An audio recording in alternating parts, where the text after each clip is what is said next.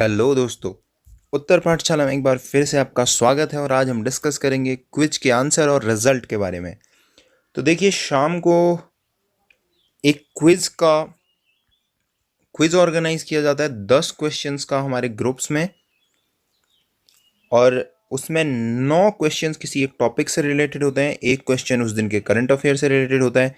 इस तरीके से एक फाइनल रिजल्ट बनाया जाता है जिसमें हम चैंपियंस ऑफ द वीक को डिसाइड करते हैं, और चैंपियन ऑफ द वीक को अलग अलग प्रकार से PDFs, study materials, e books provide कराई जाती हैं, वो भी बिल्कुल फ्री। तो ये कुछ रूल्स हैं उस क्विज के। अगर आप भी चाहते हैं इसे ज्वाइन करना तो आगे आने वाली आगे आने वाली स्लाइड्स में आपको नंबर अवेलेबल हो जाएगा, उसमें आप अपना नाम और किस एग्ज़ाम की आप तैयारी कर रहे हैं सेंड कर सकते हैं। तो चलिए सबसे पहले देखते हैं कल के क्विज के फर्स्ट प्राइज विनर्स को। तो मैं आपको बता दूं, कल के क्विज में 7/10 मार्क्स लाने के बाद 2 क्विज विनर थे, और दोनों के दोनों गर्ल्स ग्रुप से थे। तो चलिए देखते हैं। द फर्स्ट विनर इज ममता। आप बीएड सेकेंड ईयर में, सेकेंड सेम में हैं, LSM-PG पिथौरागढ़ से आप बीएड कर रही हैं।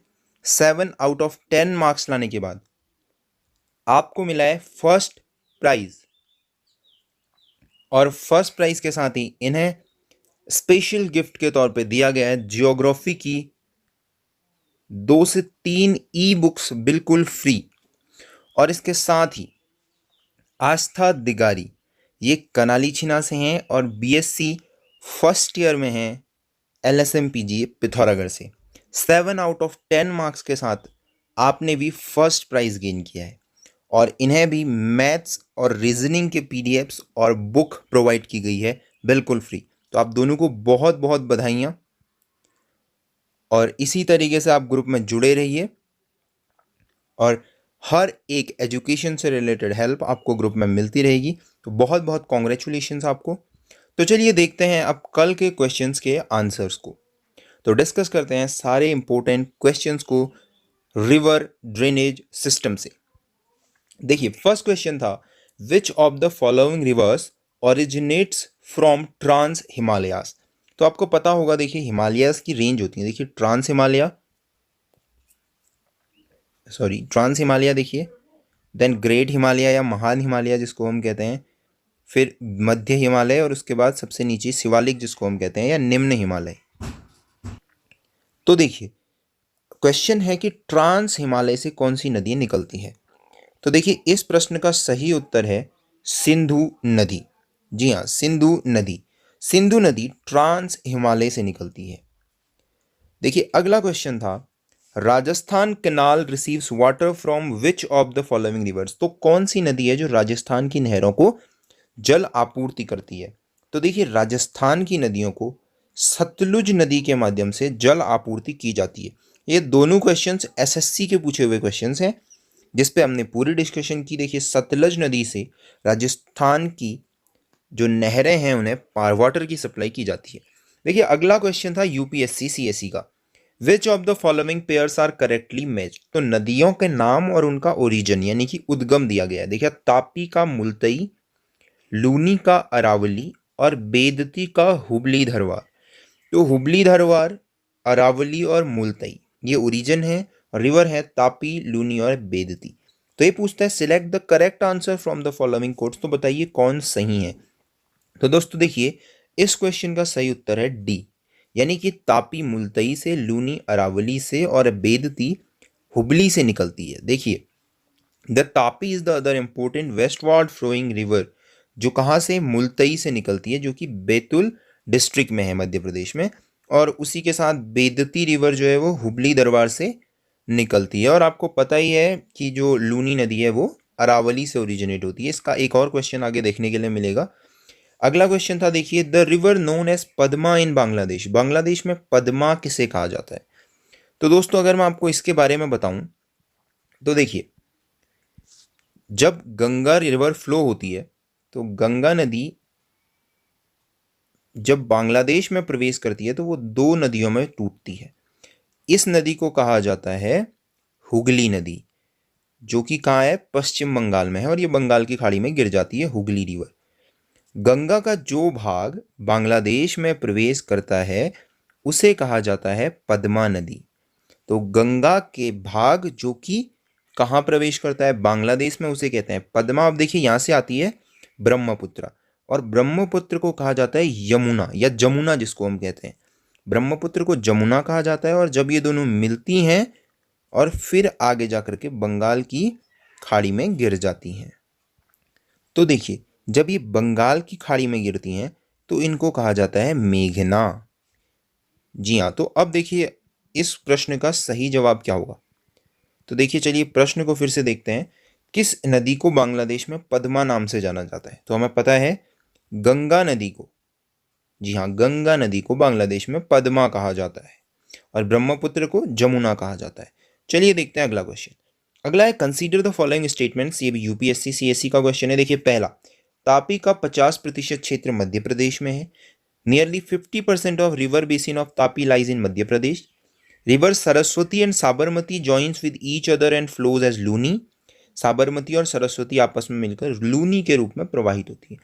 तो देखिए अगर मैं आपको बताऊं तो रिवर साबरमती और सरस्वती या साबरमती जो ये नदी है ये एक्चुअली लूनी ही बनती है। उसके बाद या हम कहें सरस्वती नदी लूनी में मिलती है और फिर ये प्रवाहित होती हैं।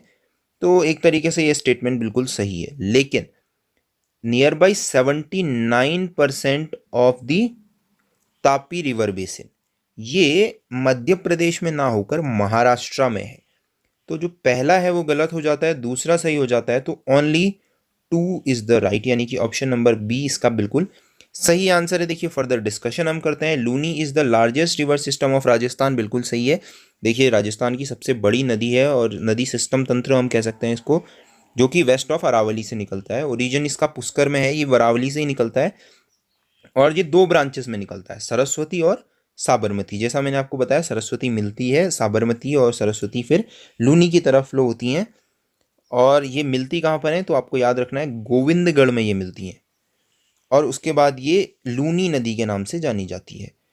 अब अगला जो देखिए, नियरली 79% ऑफ तापी बेसिन, तो तापी नदी तंत्र का या तापी नदी का 79% हम कह सकते हैं, अप्रॉक्स 80% जो है ये महाराष्ट्र में फ्लो होता है, और केवल 15% का है मध्य प्रदेश में, जबकि इसमें दिया गया है 50% मध्य प्रदेश में। तो अगला क्वेश्चन देखते हैं। Srinagar is located on the bank of the river. देखिए काफ़ी इंपॉर्टेंट क्वेश्चन है, एसएससी बहुत ज़्यादा रिकमेंड करता है इस क्वेश्चन को। तो देखिए श्रीनगर किस नदी के किनारे स्थित है? तो दोस्तों आपको पता होना चाहिए श्रीनगर झेलम नदी के किनारे स्थित है। Option number B is the right answer. Srinagar located on the bank of Jhelum river. अब देखिए झेलम रिवर के बारे में अगर मैं थोड़ा सा आपको बता दूं तो झेलम रिवर को जो पहले कहते थे वो कहते थे वितस्ता। इसका वैदिक काल में जो नाम था वो था वितस्ता। झेलम नदी का वैदिक काल का नाम हो गया दोस्तों वितस्ता। तो अब ये झेलम नदी निकलती कहाँ से है? तो ये निकलती है वेरीनाग झील से। जी हाँ, आपको याद रखना है ये निकलती है वेरीनाग झील से, जम्मू और कश्मीर में वेरीनाग झील से। और उसने आपके पास बूलर झील का नाम सुना है आपने? तो ये वेरीनाग से निकल के बूरल झील में भी जाती है और बूलर झील में भी जाती है। तो श्रीनगर जो है इसी नदी के किनारे पर स्थित है।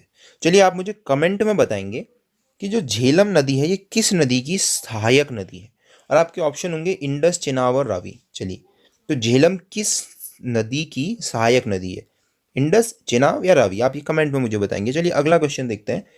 देखिए ये भी क्वेश्चन यूपीएससी सीएससी 2019 का क्वेश्चन है। कावेरी नदी के बारे में सत्य है। Which of the following is are true about Kaveri river? देखिए पहला बहुत ध्यान से पढ़ना है। Its upper catchment receives rainfall during north east monsoon and lower catchment receives from south west monsoon. इसका जो ऊपरी जलग्रहण क्षेत्र है वो जल आपूर्ति उत्तर पूर्व मानसून से, निचला जलग्रहण क्षेत्र दक्षिण पश्चिम मानसून से जल आपूर्ति करता है, पहला स्टेटमेंट। दूसरा है majority of Kaveri basin lies in Tamil Nadu, और अगला है काबिनी इसकी एक महत्वपूर्ण ट्रिब्यूटरी है। ये देखिए यूपीएससी का पैटर्न ही यही है, बिल्कुल काबिनी इसकी एक महत्वपूर्ण सहायक नदी है, बिल्कुल सही है। जो कावेरी है इसकी जो सहायक नदी है वो काबिनी है, ये तो बिल्कुल सही हो गया। फिर अगला देखिए, अगला है यह मुख्य रूप से तमिलनाडु में प्रवाहित होती है, ये भी सही है।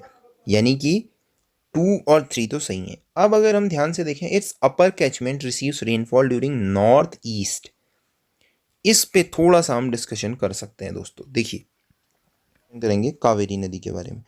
तो ये देखिए, ये बनाया हमने पेनिसुलर जो रीजन है इंडिया का वो, और ये है कावेरी नदी। तो ये लीजिए कावेरी नदी। अच्छा, अब हम कावेरी नदी के बारे में थोड़ा सा डिस्कशन कर लेते हैं। तो ये देखिए, इस तरफ है इसका ऊपरी जलग्रहण क्षेत्र और ये है इसका निचला जलग्रहण क्षेत्र। तो अगर मैं आपको कावेरी के बारे में बताऊं तो इसको कहा जाता है दक्षिण की गंगा।